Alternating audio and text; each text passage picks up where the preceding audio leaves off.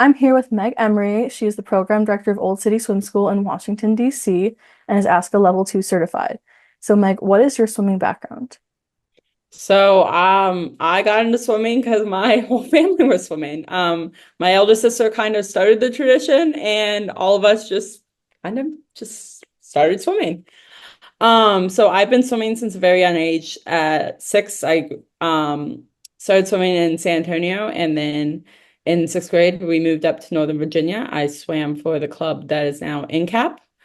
And then I swam all the way through college, D3, swam for Lycoming College, and in 2010, we just happened to win championships. So Hey, a that's big awesome. conference, yeah, it was a lot of fun.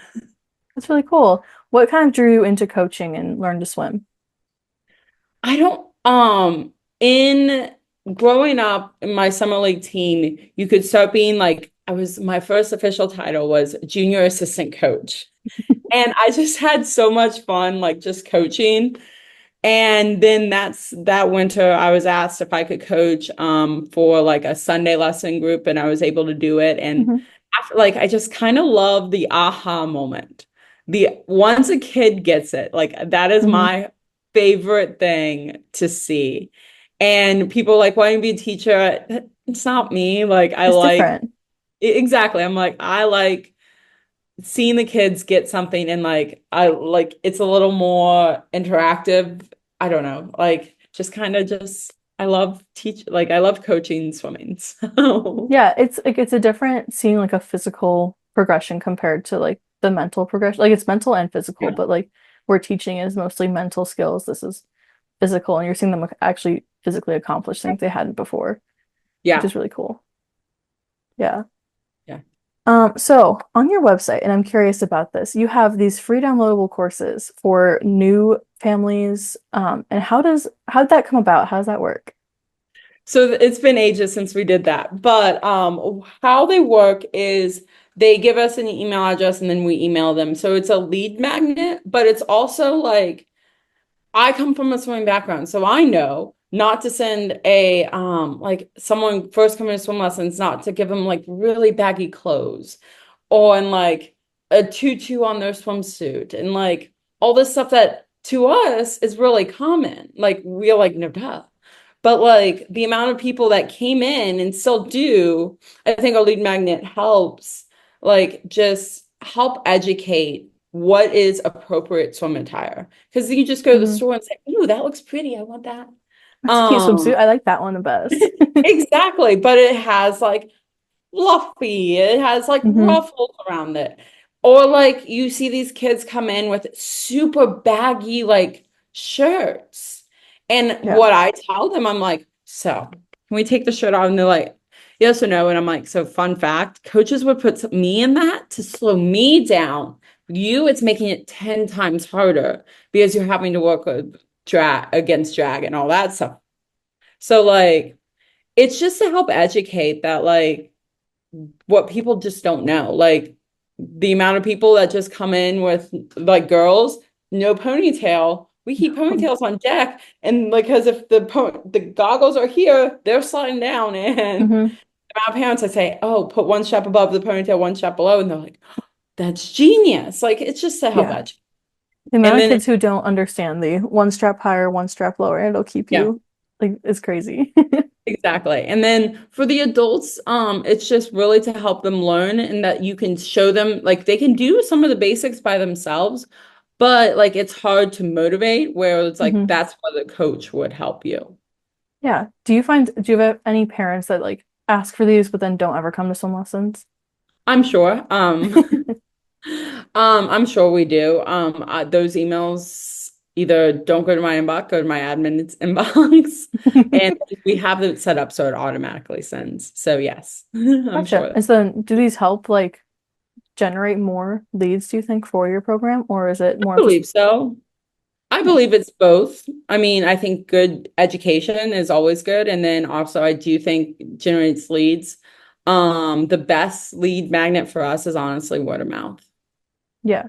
I've heard a lot, like a lot of programs will give advice that word of mouth is like the best way you can possibly garner more Yeah, interests. yeah, Yeah. definitely.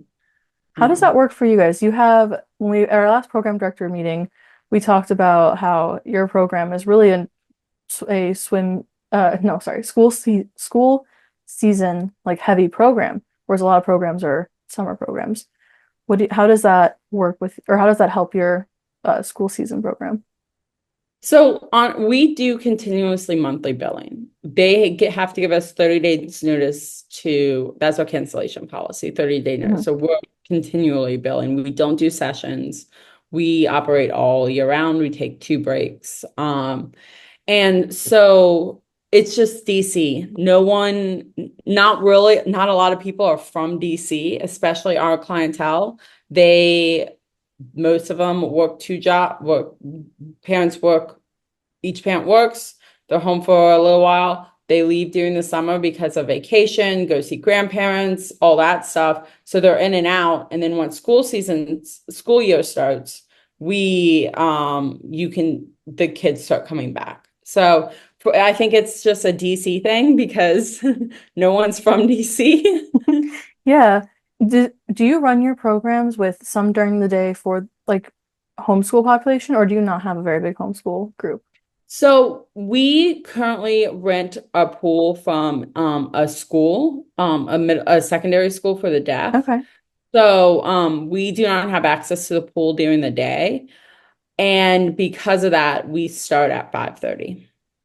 And nice. then when the mornings on Saturday and Sunday.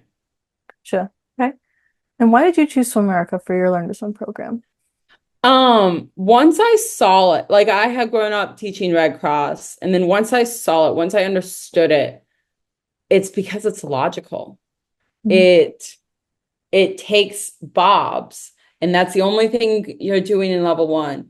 And then you go to glides, and then you go to kicking. And it just helps them teach in a method in a way that makes sense. It shows that, like, okay, once you can put your head in the water, then you can start floating. It makes no sense to start floating when you won't even put your head in the water or blow bubbles to do a front glide. You need both. And then just like you can see progress. It's a measurable progress. And then also I just love the bringing of the bell too. Everyone clap. Do you guys use a cowbell or just like a regular ringing bell? We use a school bell. A school bell? Oh my gosh, that's Like, you fun. know what I mean? Like, I just ordered it off Yeah. Amazon, like, and it is like I have an old one in my car currently. If I had thought about it, I would have brought it No, it's up. okay.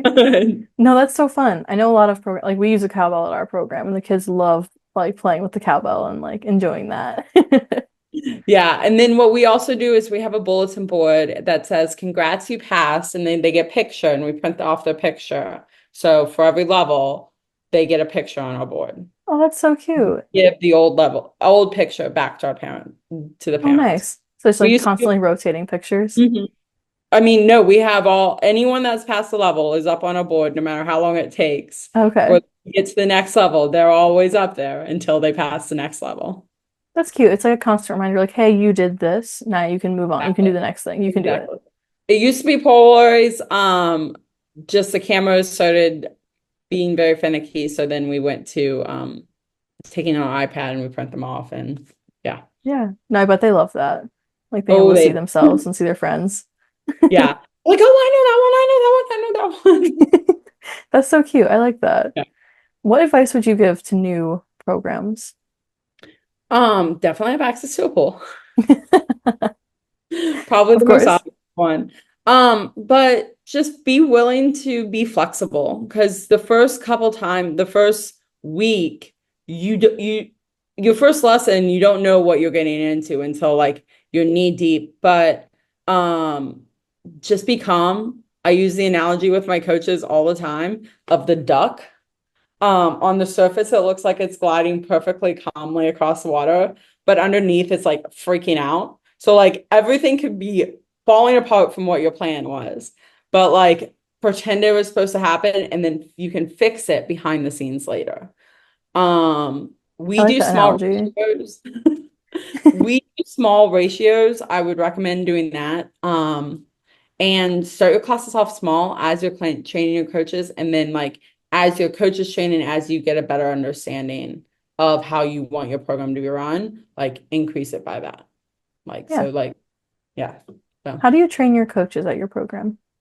we start with an orientation, do the Swim America online training, and then we do they shadow coach for an hour, like they just watch. And then they co-lead with one of my senior instructors for another hour.